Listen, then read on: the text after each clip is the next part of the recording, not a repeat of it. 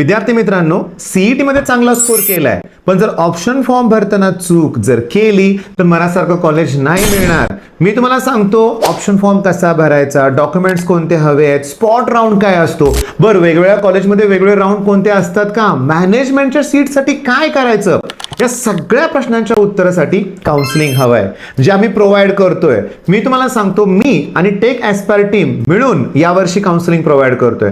तुमचे काही डाऊट असतील खाली दिलेल्या आमच्या नंबरवर कॉल करा. आणि हो, जेव्हा तुम्हाला खूप चांगला स्कोर असतो म्हणजे 99+ असतात तेव्हा तर ऑप्शन फॉर्म परफेक्ट भरावा लागतो, लक्षात घ्या. आणि आम्हाला याचा अनुभव परफेक्ट प्रॉपर आहेच, लक्षात घ्या.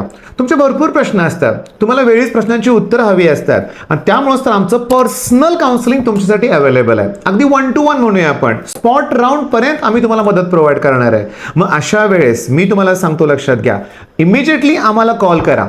तुमचे प्रश्न भरपूर असतात, सिव्हिल घेऊ का CS घेऊ, ओके, टेक ब्रांच घेऊ का कोर ब्रांच घेऊ, ओके, आणि सिव्हिल का मेकॅनिकल असेही प्रश्न असतात. पुढं काय कसं करायचं, कशा अपॉर्च्युनिटी असतात, युनिव्हर्सिटीज किती मॅटर करतंय, भरपूर प्रश्न आहेत रे तुम्हाला.